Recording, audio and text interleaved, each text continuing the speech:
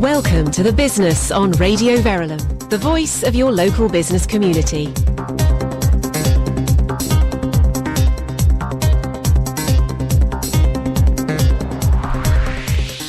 Hello, it's Sunday, it's 8 p.m, and yes, welcome to The Business. I'm Trevor Merriden with the show that's essential listening for the West Herts business community.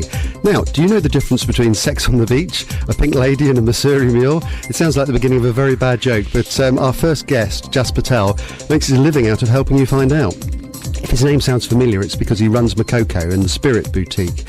He's in the studio to tell us all about cocktails, his corporate capers, and we hope allowing us to sample a few of his wares live on air. We're also joined by Stuart, who's an expert in access to funding and leadership development. A panel discussion on entrepreneurial awards and rural business training. Rural business training? I hope I've got that. Doesn't sound quite right. Keith Grover of HB Accountants is here to give us his top tips, best and worst decisions, and the like that are becoming so popular that you're sending in these days. And of course, our diary planner, which is a roundup of the week ahead. But first, what's in the business news? As ever, I'm with Roma Bhowmick. Good evening, Roma. Hello, how are you? I'm very well, thank you. I'm feeling fine and dandy this Sunday evening. Have you had a good week? Yeah, I have actually. Very busy week. Can't believe it's gone again, but there you go. Yeah, they tend to go. It tends to take about 7 days or so. So we shouldn't be surprised by now. No, really, we shouldn't. We shouldn't. Right. What's been in the news for you? What's taken your eye? Well, Trevor, this week it's all things fashion. If you've been following us on Twitter, you'll see that I've been using the hashtag Proud of British Business. Well, this weekend's been very exciting. It's London Fashion Week at Somerset House in London, and the great and the good of the fashion world have been gathering to look at what's hot for autumn and winter 2013. Did you know that I grew up in the fashion industry, by the way? No, I didn't. No. I did. Well, that's another story for another day. I love the buzz. Anyway, back to reality, Roma. So London Fashion Week really is the most amazing opportunity to showcase British business. We have some amazing companies to shout about. So how exciting was I to hear that one of our very own St Albans based businesses has yet again won a coveted Industry Drapers Award. Fashion industry professionals were asked to nominate their most inspiring business for 2013. The top 100 indies with the most votes were then asked to rank each other and give their top 5. And guess what? The dressing room here in St Albans claimed the number 1 spot. Hooray. Yay! In this list of incredible businesses. Anna Santi, deputy editor of Drapers, was quoted as saying, "This year's number 1 certainly deserves the top spot. Run by an inspiring woman, this exemplary independent continues to drive exclusivity, offer unrivaled customer service and deliver a great multi-channel experience." Caroline Noda, Draper's editor-in-chief, said, "The dressing room is a fantastic example of the brilliant businesses thriving in the independent sector. Through their creativity, business acumen and phenomenal customer insight, Drapers is a champion of the indie sector, and we're really proud to be able to highlight 100 of the very best that the whole industry should be proud of." And women's retailer owned by Derry Tad has had a spectacular past 12 months before topping this list, as well as adding the Drapers Footwear and Accessories Awards and Best Accessories Offer to its growing Hall of Drapers Awards. Tad has seen consistent growth both in her bricks and mortar store and online, which has soared 89% year on year. Wow. That's fantastic. That's pretty phenomenal, isn't it? Thank you for Roma, and thank you David Bowie and fashion in the background, which I couldn't resist. I'm sorry. Yeah. It's really brilliant. 89%. I mean, that's just isn't that incredible. fantastic? Absolutely. And even better news, we've spoken to Derry-Ann, and she should be coming on to our show in the next month. So it's all about award winners and tonight. And in fact, as you said earlier, we've also got an inspiring entrepreneur in Jass Patel from Mokoko's talking to us about his newest venture, the Spirit Boutique. So it's all happening on the business. As usual, it's happening on the business, and we're delighted that Jass and Stuart are going to be on this evening. Jass coming up very soon. I've got a few stories as well. If I just cut David out, sorry, David, that's it for you. David. Oh, poor David. Yes, he'll be back. I'm sure. I like that in the background. Thank you. That's right. We must try that again sometime. I've got 2 stories. One serious because it's a point of confusion, and one a little less serious. Confidence amongst UK businesses. The latest survey. I think this shows the danger of taking the latest survey a bit too seriously. Has fallen to its lowest level in 21 years. last month. That's confidence. Now, accountancy firm BDO suggests the economy will struggle to grow in the first quarter of this year. It kind of goes against a lot of things that we're seeing out there. But the thing that bothered me was that this is the lowest level of optimism recorded since the survey was launched in 1992. That's 21 years ago. And the head honcho at BDO said that the findings suggested businesses were becoming used to the lack of sustained growth in the UK economy. I think it's a sort of shrug your shoulders and just dig deep and sort of get on. Doesn't necessarily contradicting what's gone before, but even so, slightly worrying. So I mean, we're often accused of being slightly over-optimistic on this show. So I just thought I'd put a bit of dose of realism in there. But I want to talk about something slightly less serious, or serious to the people involved. Grannies, okay? Grannies. We love grannies. Granny power. What do grannies do? Grannies knit things. They do. And apparently granny skills are helping the revival of the wool industry. Skills handed down through the generations are now apparently playing an integral part in the revival of the UK wool industry. This resurgence in hand knitting news has come via Bill Waterhouse at Bulmer and Lamb, which is a textile manufacturer in Yorkshire, and who says that the craft was nearly extinct 5 years ago, but the recession has turned it around, just as it has in North America and Scandinavia. Wow. And apparently hand knitting is booming as something that's being sold, and it seems a bit of a paradox that people should turn in recessionary times to wool rather than far less sort of expensive sort of significant synthetic fibres. I think maybe people feel comfortable with things like wool, or I mean, is it all things natural? Yeah, I mean, I think this came across this week. Is it cow or is it horse? Is it had to get the horse in somewhere. Is it Daisy or is it Dobbin? I mean, those sorts of things. People are just not sure what it is, and they just want a bit of transparency, a bit of truth, and and maybe just knowing it's good old-fashioned wool knitted by your granny, or maybe not your granny, but one's granny, or a granny at least is things. So maybe there's a return to a bit of old-fashioned values here, which I'm all for that sort of thing. Too. Yeah. So I mean, lined up in the rest of the show, we've got Jass coming in just a minute. We've got some top tips from Keith Grover and Stuart Thomas joining us as well, and they'll be coming back straight after these announcements. Radio Verulam Community Partners. The Abbey Line connects St Albans Abbey train station at the bottom of Holywell Hill with Watford Junction, and was one of the UK's first official community railways. The community rail concept was designed to help create a more sustainable future, to reduce the cost of running the line without compromising safety or service, and to involve local people more closely in the development of their railway.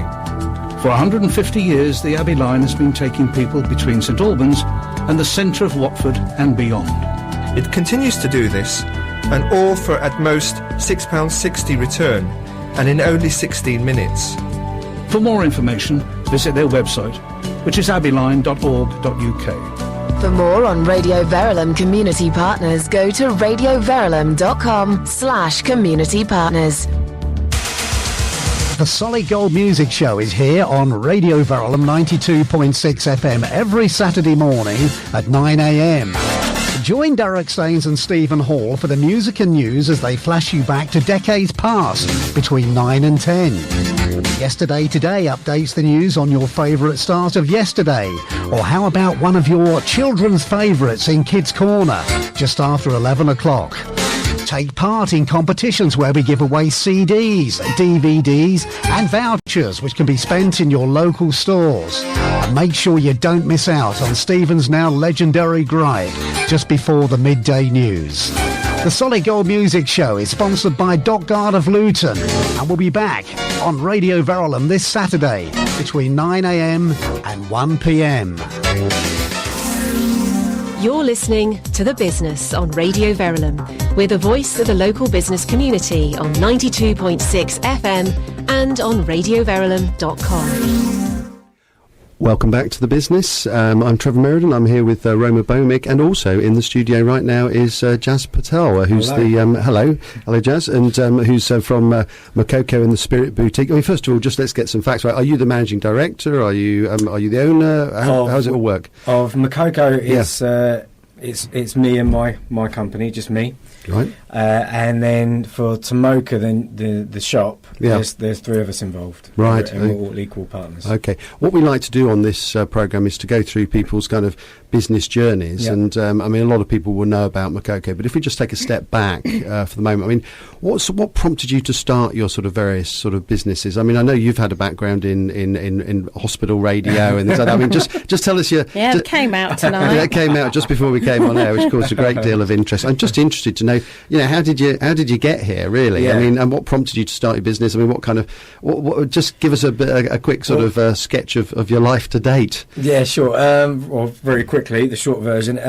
My mum and dad own their own newsagents. Right. So we kind of grew up there, and I think just that sort of being your own boss, making your own decisions, kind of that maybe just appealed to me. And when we grew up, we were really involved in helping them with the business and not making any decisions, but we were there working after school during the weekends and so on. And so I think maybe some of that kind of just stuck with me. And then I started working in bars. I wanted to go to drama school. Yeah. And while I was auditioning, I was working in bars, and I kind of thought, I like this, and it sort of progressed from there. Yeah. And then, when I started working in Barney's in St Albans. Right. Before it closed, and that gave me an idea of the area. And I thought, what I want to do would work here, so then that's where it started. Right, okay.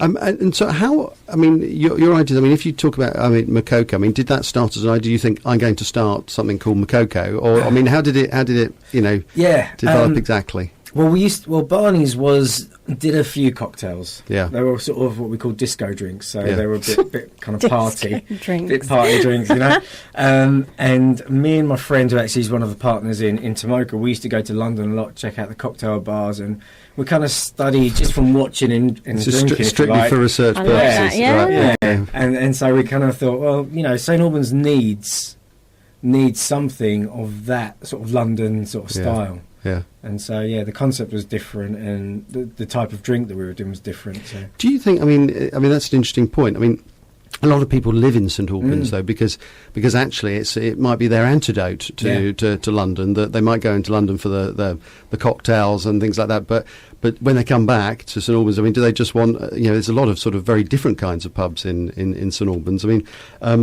you found that they wanted the high life in St Albans as well as. Well, there is that. There's a mixture of both. You're all right. There, you've got these good country pubs. You've got good regular pubs in St Albans that you might not get in the city of London, but you have got a big commuter, a town city here. And what I found talking to people was that during the weekdays they'd be like, we've got a big trip planned. We're going into London, and Saturday night comes, they come into the bar when I was at Barney's. And I was like, so what happened to London? They said, the travel, the cost, trains. So I got the impression that people wanted a slice of London on a regular basis. But they couldn't always, maybe, once they added up the cost and so on, it wasn't going to work out. So this was just the thought, maybe there's enough of a market out there that would want something of that nature. And did you go to a bank with a business plan? I mean, had you already accumulated some sort of capital at that early stage? Well, I mean, we're Indian, right? So I was taught to save and save and save. So I everything that I had saved, I put into the business. Yeah. I went to a bank. They didn't take it on the fact that I hadn't run my own business before. Yeah. And so they weren't prepared to lend the amount of money that I needed. So I had to get a bridge loan. My parents had to take the loan, and I have to pay it back. Yeah. It's working like that. Right. Okay. And so there you are. You're starting. I mean, but what are your first? I mean, this is something that will be of interest to a lot of listeners who are thinking of starting out. Business. I mean, do you think that you just had that entrepreneurial sort of zip from the start, or were you just sitting there fairly clueless, as to how to start? I mean, I suppose I'm asking you, did you make lots of mistakes along the way? But did you have? Do you think entrepreneurs are sort of born or made and so on? It's a difficult one. It's a difficult one. I think I've always been the sort of person that I want to do my own thing. Yeah. And you do make mistakes. You're going to make mistakes, and actually, it's the best way to learn. Yeah. Is to make mistakes, and the recession coming was the biggest learning curve, the biggest lesson I could have had. Yeah. And so as long as you face up to the mistakes, as long as you learn from them, as long as you're prepared to take a risk and a challenge, then number one, you have to believe in yourself. Always, because the bank, I could have walked away when the bank said we're not going to lend you money, but you have to find another way. I was lucky. I got good parents.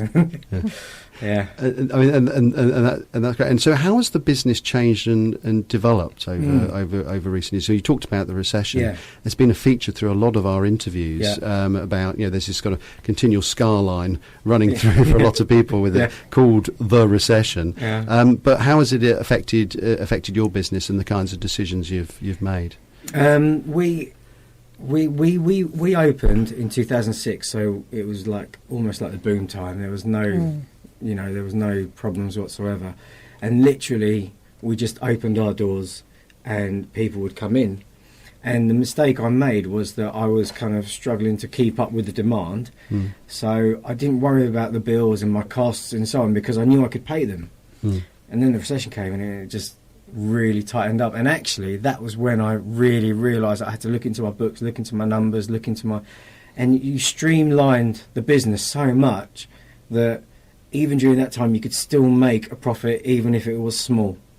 And once you know that you can do that even in bad times, when things get better, that as long as you keep that same business model, you can go forward, and also more importantly you can replicate it. You can just keep moving it. Now, obviously, we're the business show, so we sort of delve into these things a bit. So, how do you do that? I mean, there's this big kind of hairy recession sort of out there, and you don't know how long it's going to last, or things like that. But do you just say, well, I'm going to guess that there's 15% less customers coming through the door, or they're going to buy a cheaper cocktail, or do people, when they go for cocktails, do they think, to blazes with it, I'm in here for a good time and I'll spend just as much? I mean, do you budget? I mean, do you try and guess how people are going to behave or whether they're going to turn up even? Yeah, well, sorry. What we did, we looked at trying to put on events, more sort of nights that people could come to, and try and make them regular. It wasn't just about putting a one-off, it was about putting things that we could do again and again and again and again, and that were regular features of our calendar. So that was one way. Second thing, we don't want to discount our drinks because we can't afford to, for starters. Secondly, it would just sort of send the wrong message to the customers that we have. So we didn't go down that route. We tried to, like I said, we just looked for better deals. We looked where we could try and just keep our prices at where they were. and then just encourage people to keep coming in. There's no, trial and error really at the end of the day. Because you're going for a sort of a kind of certain type of entertainment, aren't you? I mean, experience that, as you said, if you drop your prices, then you become the sort of like the cheap cocktail bar, and that's not what you're looking for, is it? Yeah, no, exactly. And you have to have a premium. You have to have I felt that I wanted a premium brand, and the customers that we had were prepared to pay because you're paying for a service, you're paying for quality, and you're paying for a product. And as long as you have all of those, the customers will come, they will pay. So what would you say keeps your customers coming back? Because you've mentioned events, you've mentioned just now that you're you place yourself as high brand as opposed to discounted. What would you say keeps them coming back? Probably a mixture of kind of the events. It is the service. The service is a big part of it. It's the knowledge of the staff. The staff have to go through a lot of training, and I'm really, really lucky with the staff I have. I don't get too many wrong ones coming in, and so they're willing to learn. They buy into the concept. They buy into what we're about, and so they want to put extra effort in to make sure they're giving the customers the best they can. And they like it when they can come and say to me, and I set them little challenges like, tonight you have to sell this bottle, and it might be so many pounds a shot, but that's what you've got to sell. Right. And it's a little challenge, and they take it on. They take it on, and so I think it's just the feel that people get when they come in. It's a safe environment. It's an older environment.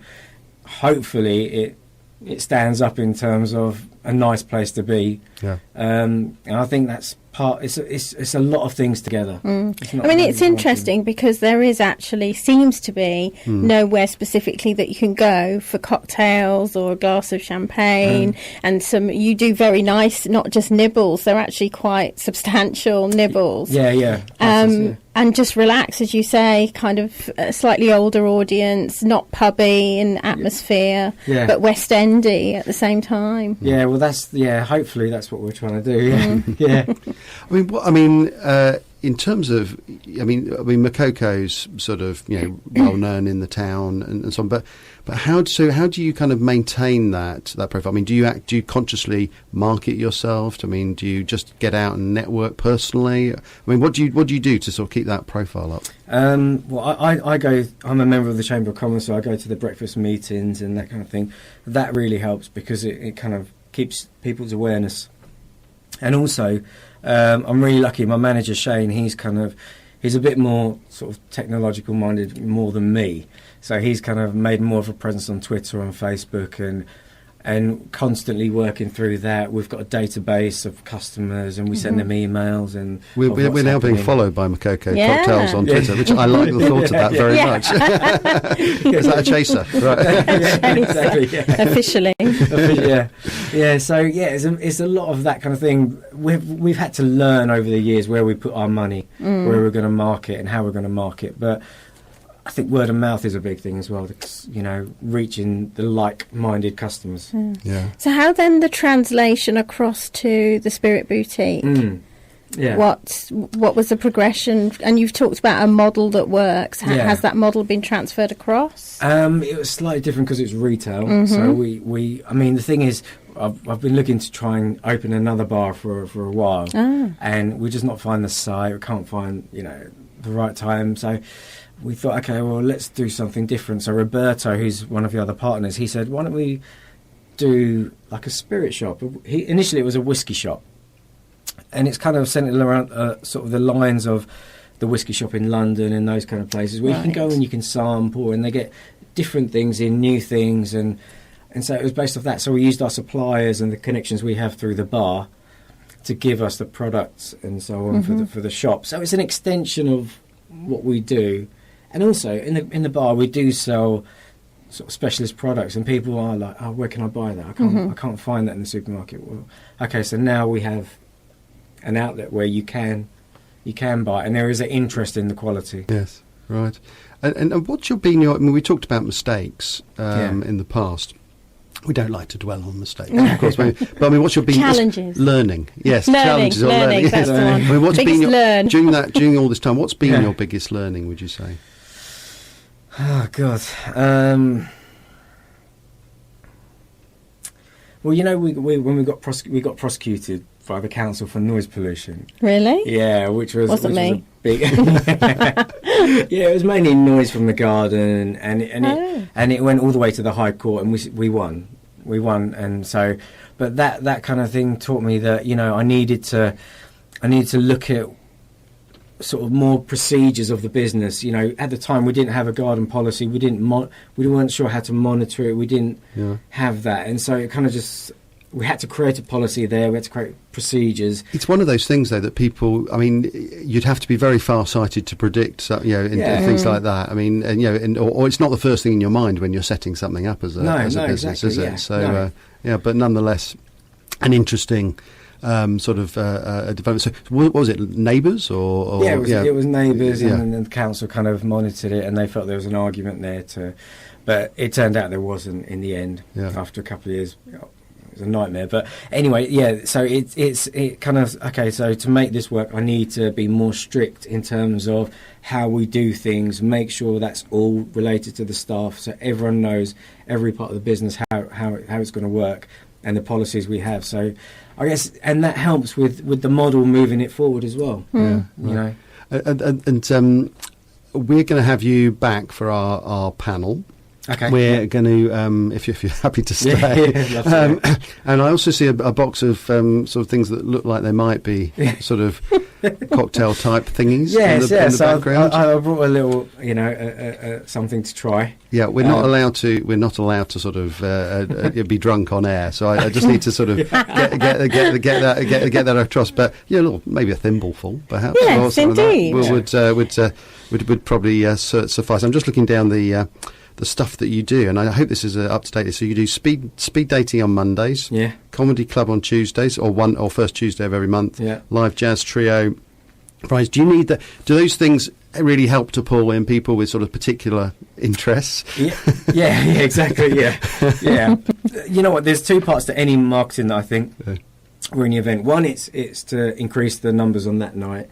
But also, it's to bring new customers and customers that might not have necessarily come to the bar. So, they work for those. The comedy is amazing. The comedy is just selling out month after month. Right, and is it attracting sort of big names or tryout names? I mean, we work with a promoter. Yeah. So he pays for the comedians. He finds the comedians, and he markets online, and we take the money on the bar. So the ticket money goes for him and the comedians. Right, okay. So it's his job, and he works for the BBC, and so he kind of puts on little comedy shows on BBC Three and so on. So he's got a good lineup and good pool of comedians to put together. So he can tap into the funny men. Yeah, so, right, yeah. Fantastic. Okay, we're going to get you back for our panel. We're just going to have a few messages first, but for the moment, Jass, thanks very much. Thank you very much. Cheers. Thank you. Radio Verulam Community Partners. Bagnall Street Baptist Church has a welcoming, friendly atmosphere and can be found in the city centre. Regular Sunday services are held at 10:30am and 6:30pm. There are also weekday social meetings, special events and concerts. Our busy, relaxed coffee shop deserves a visit and is open 10 till 2 Monday to Saturday. Our website, www.dsbc.org.uk, has details of our regular programme and future events, plus the opportunity to download our monthly magazine. We also have a Facebook page where you can catch up on our latest news and chat. For more on Radio Verulam Community Partners, go to radioverulam.com/community partners. If you want to get in touch with the business on Radio Verulam, phone us on 01727 839 926 or email thebusiness@radioverulam.com. Welcome back to the business. This is Trevor Merriden. I'm here with Roma Bhowmick. We've just been listening to Jass Patel. Soon we're going to have Stuart Thomas in the studio. But first of all, I wanted to play you a clip of our top tips and best decisions and worst decisions from a chap called Keith Grover. Now, you might remember Keith was on the show a few weeks ago. We like to work our guests hard, so we also at the same time was asking him all about best and worst decisions and so on. We actually did this interview in a separate place, and if you listen very closely to this interview, or not too closely actually, you'll find all sorts of strange sound effects going on in the background, and your job, listeners, is to guess where they are, because Victoria Scott, our intrepid reporter, reveals where she is at the end of the clip. Well, we started off by asking Keith about his top tips for business. My business experience, my personal experience is such that it's just do it. It's just getting on with stuff. There's people that I know that have got huge piles of stuff on their desk, behind their desk. I'm very much of the opinion that if you get a bit of paper on the desk, you need to do something with it. I've got four ways of dealing with it. The first one is, if it's really urgent, I put it on my desk and, in front of me, you've got to get on to it. If it's sort of important, but you just think I'll refer to it on a different occasion, then you put it in a file. Keep it somewhere to hand, but it's in a file. If it's complete rubbish, you're never going to use it, whether it's junk mail or whatever, then it just goes in the bin. And the fourth thing, if it's sort of important but not immediately, have to get on and do, then you put it in a very visible place just beside your desk, maybe in a plastic wallet, and that, if you just get on and do it. So clear your desk at the end of the day, don't leave things for the following day, just get on with it. So that old Nike adage it really works for you. It certainly works for me. Exactly, yeah. Excellent. So Keith, has there been any sort of real changes in your business, any light bulb moments that have really made a difference to the way that you structure your business? Throughout my career, I started with a decent-sized firm of accountants in St Albans called Merriden Hull. They were structured so that they had separate audit accounts department, separate tax department. They also had a separate management accounts department.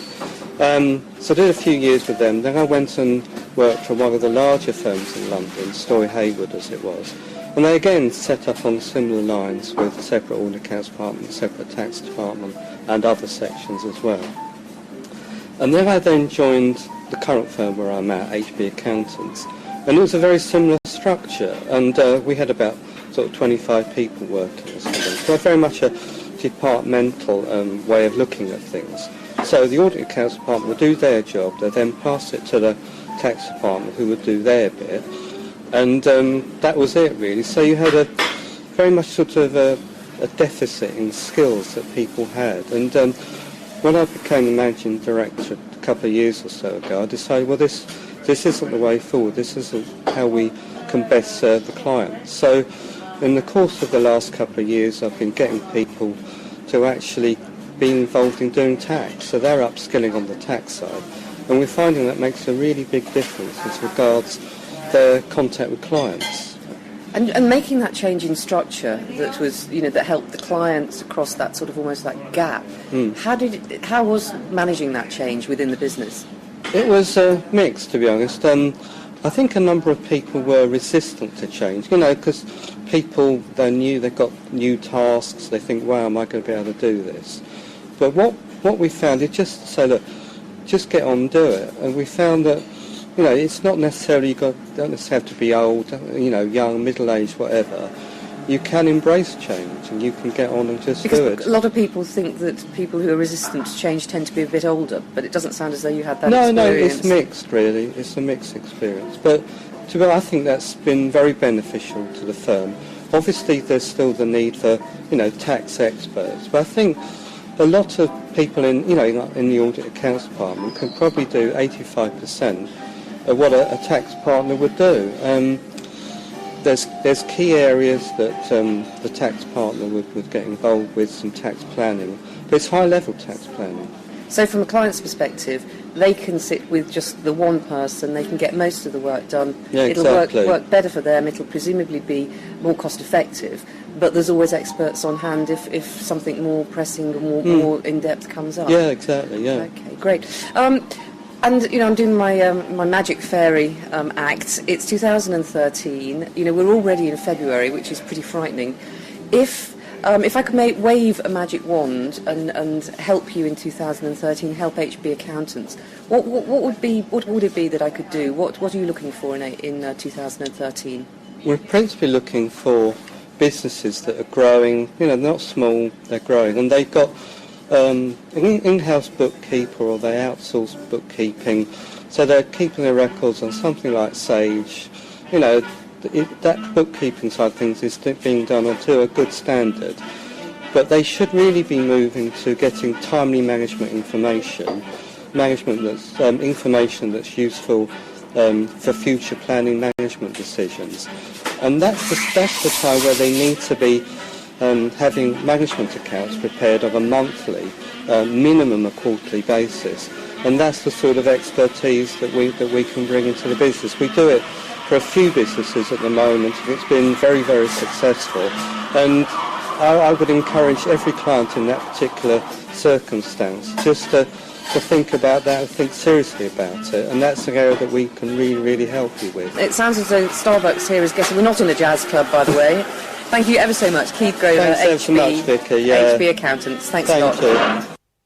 Yes, as Vicky said, she wasn't in a jazz club with jazz music playing in the background, also coffee machines, and I think she just started that interview, and it was potentially the interview from hell with all the sort of sound effects, but I think she did fantastically well. Vicky, of course, you will have noticed, not with us this evening, but Vicky, have a good break, and we look forward to having you back with us soon. Roma. Yes, well, We're debating the issues. Every week we debate big business issues, and this week we're welcoming back Jass Patel, owner of Mokoko and Spirit Boutique, and we're also joined by Stuart Thomas, who has expertise in learning and development funding as well as business support. So welcome to you both. Thank you. Thank you. And Stuart, since you're just joining us, maybe you could give us a little intro as to what you've done and what you're doing to help small businesses.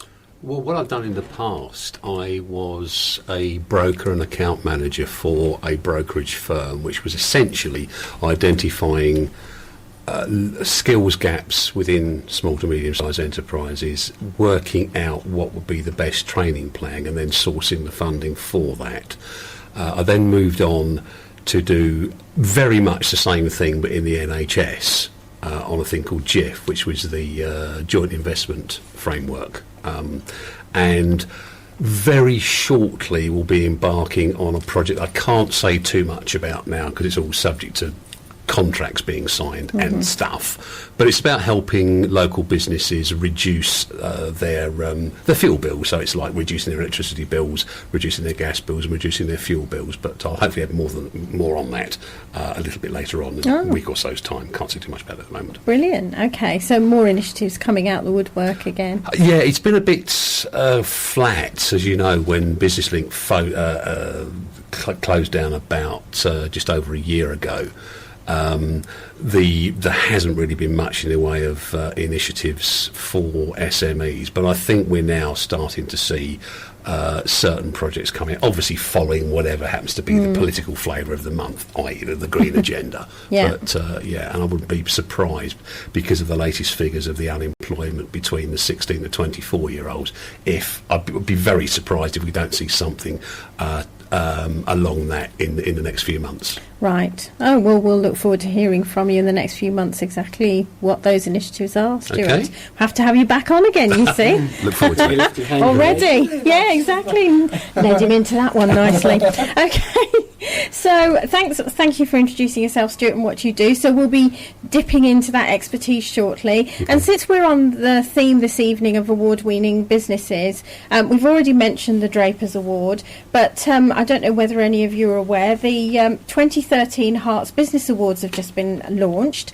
So the search has started for the best small firms in the county with the launch of these Hertfordshire Business Awards 2013. The annual awards bash is run by the campaign group the Federation for Small Business, and we've had the FSB onto our show before too, which is fantastic, and also supported by the Mercury newspaper. Now in its fourth year, the awards recognise the achievements of local businesses within the past year across 15 categories, with the first prize including £5,000 of advertising provided by Herts and Essex newspapers, the official media partners of the awards. Speaking at the launch, Ian Cording, FSB Regional Vice Chairman and Head Judge, said this will be a celebration of business in Hertfordshire. So it seems, get my teeth in, we really do have so much to celebrate when it comes to businesses in Hertfordshire. So what do you think about our county that generates so many successful entrepreneurs? Maybe you could tweet us and tell us at RV The Business. But let's ask our guest, Jass. You've been talking about success. What do you think the key formula for success is? Probably a lot of hard work. Maybe having a formula that good branding, having something different, something unique. You need that USP, they say. So you need to find out what your USP is, what your special selling point is, and that's got to be one of the key elements. So how do you identify it? People talk about USPs, but then when you sit down with small business owners and you start to pick apart their business with them and you say to them, right, so what's your unique selling point? Sometimes they become a bit unstuck. It all becomes a bit woolly. So how do you go about identifying it? That's why I said this talk of USP, because what is it? How is it defined? I mean, for me, it's the menu, the cocktail menus that we kind of specialise in, and the quality of the spirits and the knowledge and the staff training that we go through, and that's kind of what is us, because we can offer the customer something that I guarantee they will not get in the rest of St Albans, right? And probably extending a bit to Hertfordshire as well. So I think that's kind of what we are. Right. Okay. Yeah. Stuart, what are your thoughts? Well, without a doubt, Hertfordshire in general and St Albans in particular are very, very nice places to live. And certainly my experience with Business Link was there's an awful lot of passion about people that want, for whatever reason, want to do something. They want to be the best they possibly can be at doing whatever it is. But certainly from Business Link, a lot of these people are passionate about what they do, but don't really think about the business side of things. They might know what the USP is, what the unique selling proposition is, but they don't know that they know that. They just want to be the best, better than all the competition. And certainly, say from my experience, it's a lovely place to work. It's a lovely place to live, and it was just the passion of some of the people, that be that hairdressers, small engineering works, whatever. They were so passionate about what they wanted to do. But why that would be, I don't know. Except it's a good place to live and a good place to work. I mean, it's interesting, isn't it? We seem to harbour entrepreneurialism in Hertfordshire. Sure. You know, you, Jass, have won a national award. We've heard about Derry Ann and the dressing room tonight. You know, without doubt, there's a real hub of entrepreneurialism. What is it? Is it in the water? Is it the way we educate people here? Is it because we're so close to London and we have a lot of ex-London workers that start their own businesses? What do you think it might be? I think it could be a mixture of all three. Certainly for the older generation, my parents' generation, St Albans was because it's ideal for airports, it's ideal for motorways. I mean, it's just a very good place to live. I honestly don't know what it is. It's definitely there, but I couldn't put my finger on saying what it is, except that if you are going to run a small, successful business, Hertfordshire is a pretty good place to want to do it. Jass, what do you think it's... Hang on a sec. Do you mean sort of location-wise, do you mean, or do you mean in a more general sense? Well, everything really. I mean, location-wise, it's certainly a very pleasant county to live in. So St Albans also is a very, very nice town. You hear sometimes people talking about bad schools. Within Hertfordshire, compared to the rest of the country, there aren't any bad schools. No. The schools aren't quite as good as other schools, but it's a good place to bring kids up. Particularly, so we are close to London, so there is the possibility of, there's a lot of people live in London, there's a lot of jobs in London, and I think that may have something to do with it, certainly. Right, okay. Sorry, Jass? I mean, I think what I've seen is that St Albans, the people of St Albans are really proud. They're proud of the city, and they're proud of what is here in terms of history and what there is to see here. And I think that they want to support their own. They want to support the businesses and the independence, and I think that's what's helping people to see. Okay, well, if that can be, then why can't I do something? You know, and if that works, someone else is probably looking at it going, why can't I do that? And I think it just is kind of just this organic. It keeps going and it keeps going. So, we've been speaking about USPs. Now, we talked earlier about the fact, Jass, that you'd brought a little box in, and I believe your key USP, or one of your USPs, is sitting in that box. Do you want to tell us a bit about it? Yes. I've brought a little sample to try of one of our cocktails. It's called the Porn Star Martini. Sorry, say that again. The Porn Star Martini. That's what I thought you said. But it was it's been one of the biggest sellers we've had. We change our menu 2 or 3 times in a year, and this is the one drink that we just can't get rid of. It's just constantly, even when we have taken it off, it's still been the number one, just because everyone wants it. Everyone kind of knows about it. So I'll mix it up for you. Can I ask, why is it called Porn Star Martini? Well, actually, I mean, it's not actually created by us. It was created by a friend of ours who had a couple of bars in London, right? And he kind of came up with it one night, and it was a massive seller in his bar. And so we asked him, said, "Look, we've got a bar. Can we nick the idea? Can we take it? Can we take it?" And he said, "Yeah, go, take it." So I've adopted the rest is history. I've just pulled up a list of cocktails. I mean, they've got some incredible names, haven't they? There's the sort of the Horse's Neck, the Incredible Hulk. the orgasm, the Porto This is turning flip, into a different show. the Stinger, the Tom and Jerry, the Zombie. Does it help to sell them, do you think? It really does. Yeah. The name, I mean, they have to be good. Yeah. The cocktails have to be good, but the name Stuart is what passing sells out. it. Yeah, It really does. Yes, that wasn't Stuart passing out at the taste. We get to. I think he's passing out of the thought of it. I think. So, are we going to do this whilst we take a few? Hear a couple of messages, maybe, and to give you a chance. Yes, we could do that. And when we come back, if you hear noise, that'll be Jass mixing cocktails. Well, I look forward to that moment. Here we go. Join Simon Carver on Fridays from 6:30 p.m. for the Film Guide. We look at the UK cinema box office top 10, a selection of the new cinema releases and the best of the week's films on free-to-air TV. That's Fridays from 6:30 p.m. on West Hart's Drive Time with Danny Smith, exclusively on Radio Verulam 92.6 FM. Radio Verulam Community Partners. The Abbey Line connects St Albans Abbey train station at the bottom of Holywell Hill with Watford Junction and was one of the UK's first official community railways. The community rail concept was designed to help create a more sustainable future, to reduce the cost of running the line without compromising safety or service, and to involve local people more closely in the development of their railway. For 150 years, the Abbey Line has been taking people between St Albans and the centre of Watford and beyond. It continues to do this, and all for at most £6.60 return, and in only 16 minutes. For more information, visit their website, which is abbeyline.org.uk. For more on Radio Verulam Community Partners, go to radioverulam.com/community partners. You're listening to The Business on Radio Verulam. We're the voice of the local business community on 92.6 FM and on radioverulam.com. Welcome back to The Business, and the sight that greets me is a sight for sore eyes. I'm looking across our studio at Jass Patel mixing a cocktail. What are you doing there, Jass?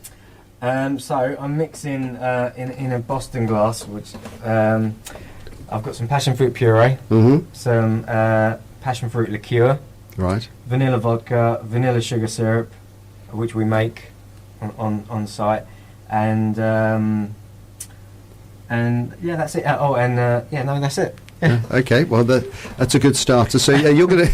So I mean, I'm just wondering about the logistics of this. So you're going to start mixing this. Are you going to be handing, or should we start the second subject, Roma? While we mix. Yes, why that's not? right. That's right. Let's try this live on radio. So if you you don't need to be quiet. This is the joy. No. We can pretend we're at Mokoko. Okay, so this is it. Yes, pretend you're at Mokoko's whilst we consider the weighty affairs of business. Indeed. And Roma, what is the next weighty affair? Because I've quite forgotten. Well, actually, given that we've got Stuart here to talk about all things funding, my second story is, sorry, I'm distracted by the cocktail shaker. Rural business training for 90,000 entrepreneurs has just been launched. At least 90,000 aspiring business people. You see, no one's going to be interested in the funding story. They're just interested in the cocktail shaking in the background. We'll get specialist training as part of the government's latest drive towards rural economic growth. Environment Secretary Owen Paterson has announced the new government £20 million business training scheme will bring new skills and business knowledge to rural areas, helping them to take up new opportunities in the home and export markets. Now, this programme's aimed specifically at the rural community, but there have been similar schemes for other sectors, as Stuart knows. In fact, Stuart and I used to work together. Stuart, you're familiar with this type of scheme. Do you think it helps? And if so, how does it help? It can do, but yes, it can do. But there are one or two issues with it. The one is they're very fond of saying, it says it will bring new skills and business knowledge to rural areas, help them take up new opportunities. It doesn't give an example. What do they actually mean by that? Secondly is, as always, how are you going to monitor it?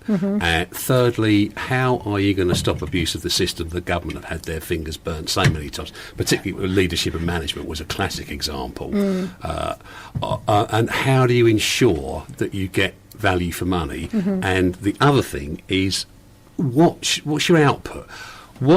what do you actually want your people to be able to do? Which, when you think about it, is a fairly sort of sensible question. But I want my people to have an NVQ in customer service. Yet, so what does that actually mean? What do you want your people to be able to do that they can't do now? And if you start with the outcome in mind, then it does work. Unfortunately, a lot of these schemes get kind of lost and become box-ticking exercises. Do you think they get lost because people are focused on the fact that there's a pot of money to go after? Absolutely.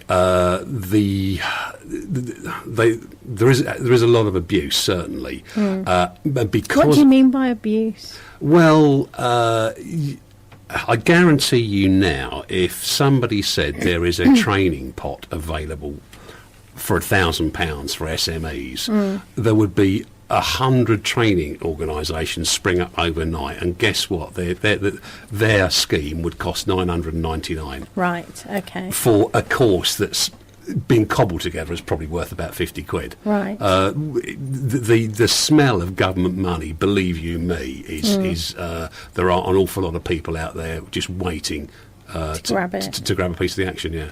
Jass, you talked about how important training was in your business. Oh, and I've spotted the cocktail standing there.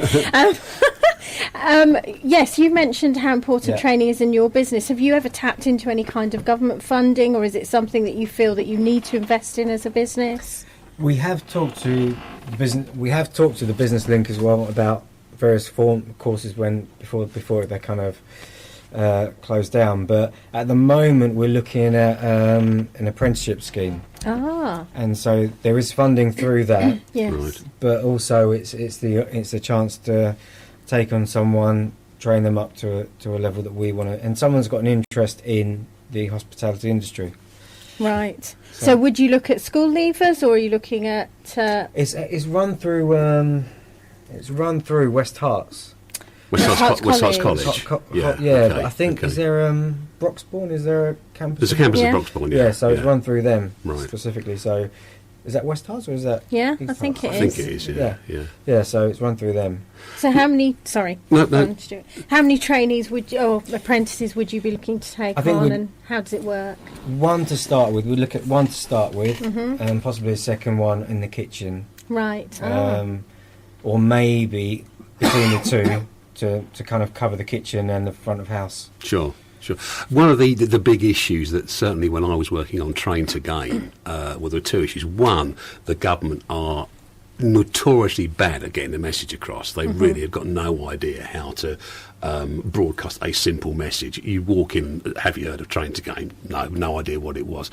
And secondly, particularly where we had big issues with apprenticeships, was it's all very well saying there are 216 apprenticeship frameworks, but try and get one that you want. You're lucky because of West Herts College in hospitality, but try and get something slightly more left field,